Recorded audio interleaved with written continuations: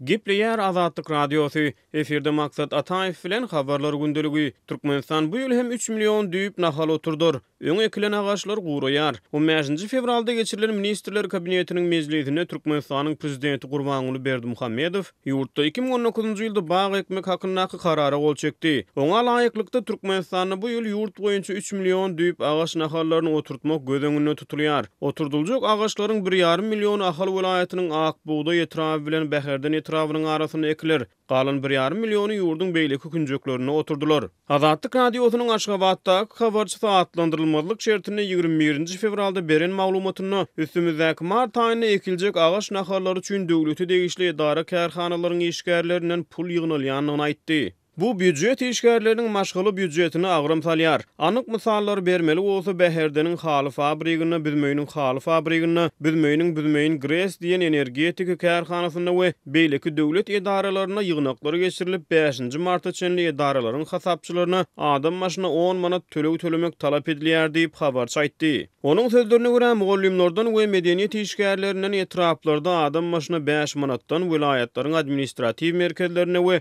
paýtagtda adam maşyna 10 manatdan pul ýygnalýar. Toplanan maliýe serişdeleri agaç ekmek işlerine sarp ediler. Türkmenistanda prezidentiň karary bilen geçen 2018-nji ýylda da 3 million düýp nahal oturdulypdy. Azatlyk radiosynyň Aşgabatdaky ikinji habarçysy 20 fevralda beren maglumatyny oturdylyar agaçlaryň agramly böleginiň käle gelmeýändigini aýdýar. Bizde ýam 4-nji gezek arçyk we sos agaçlary ekilýär. Geçen ýyl ekilen agaçlaryň 4-den 1-i käle geldi. Ýogsam bolmasa ondan ozalky ýyllar bilen deňeşdirenigini olary ýygyderli suwaryldy diýip habar çaýdýar. Türkmenistanda her ýyl 2 gezek güýz we bahar pasarlaryna ähli halk ýoburlary geçirilip büdjet işgärlerine agaç ekdirilýär. Ýöne Azatlyk radiosynyň habarçysy şu wagtda çenli 27 ýylyň dowamyny ekilen 80 milliona ýakyn agaç nahalynyň soňky ahwaly bilen gyzyklanýar. Nire gitdi şol agaçlar diýip ol soraýar. Onuň sözlerine görä şu wagtda çenli oturdulan agaç nahallarynyň agramly bölegi ösüp käle gelmedi. Dogry Köpetdagyň etegine ekilen agaçlaryň boýalyp oturanlary bar. Göktepe çenli ekilen agaçlaryň arasyny boýalyp oturanlary bar diýip habarçy belleýär. Türkmenistan ekologiýany daşky guruşawy goramak boýunça ýürüýte döwlet siýasatyny ýöredýändigini aýdýar.